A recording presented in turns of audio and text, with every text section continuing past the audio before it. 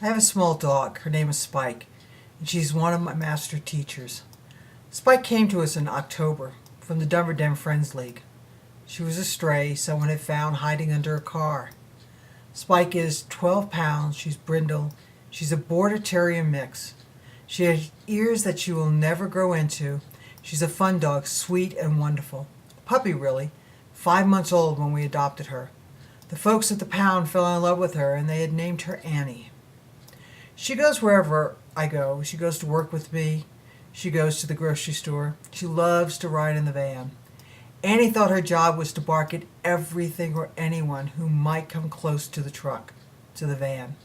This included the people at the bus stop across the street, the mailman 4 blocks away, horses in the fields we passed.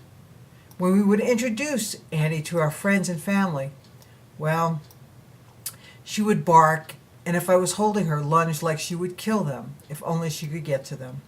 You begin to get the idea. She barked at the things that frightened her, and she thought it was her job to protect me from these things. She loves me completely, you see. Now, when I say barked, I mean the kind of bark that cracks your eyeballs and makes you grit your teeth. I would look at my sweet dog and wonder where that high-pitched, loud bark came from. She's only 12 pounds, and though mighty, she is small. We couldn't get Annie to pay attention to us. She didn't respond to her name, wouldn't learn her commands. Come, Annie meant nothing to her other than a game of you chase me around the yard when it's time to come in. You know, as good parents, we took Annie to puppy obedience classes. This is when we began to understand the trauma our dog had lived through, that she was afraid of people, dogs, chairs, everything but us. The trainers helped us understand that even though she loved us completely, she was afraid of the things and people she saw while riding around in the van, and really wasn't trying to protect me.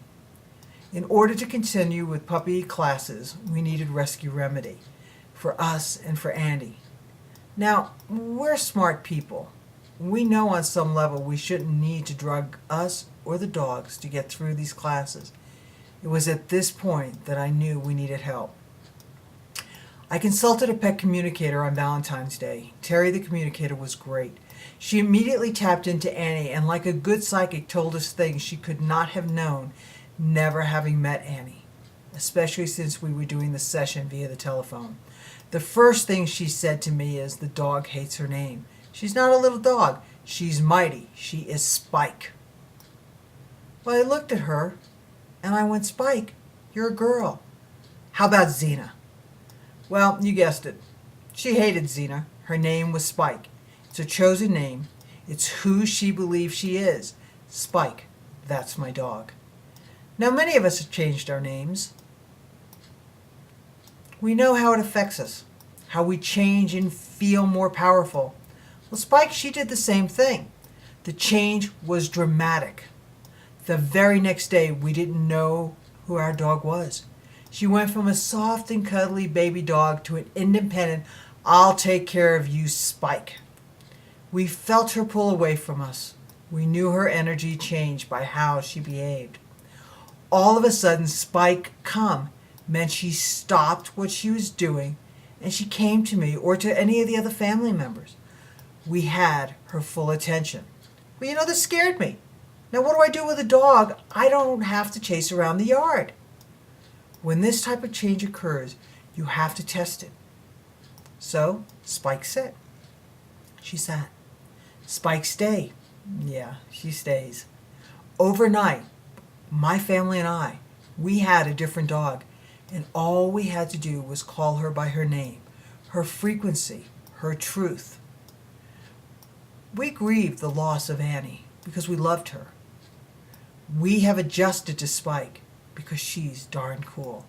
She's a tough little dog, doesn't want to be pampered, wants different things than Annie wanted. Did Annie walk out and Spike walk in? We don't know, and we aren't hung up on the thought.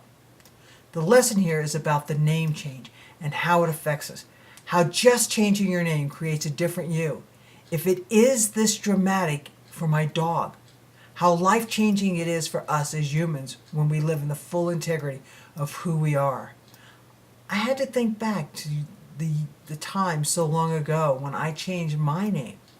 You know, I always knew I was Renoli from the moment I took my first breath in this form. I knew who I was. I also knew I wasn't ready to be Renoli here on Earth until I could fully be the full energy of Renoli. And that took about 8 years of clearing Faith.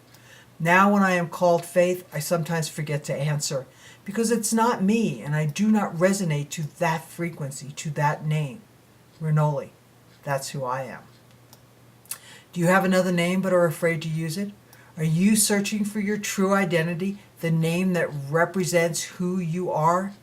Are you looking for the next change that will propel you forward? Go within and find out who you are.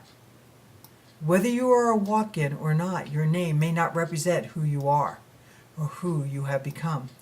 You know, in many cultures, a person's name changes many times, reflecting the changes they make as they grow and evolve.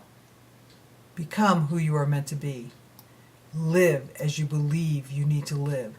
Be in your power eternally and watch as your outer life reflects that inner power.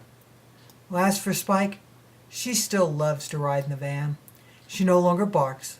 I just have to convince her that her legs are too short to reach the pedals, and therefore she can't drive. Because she is a mighty dog, and she is in charge. She is Spike.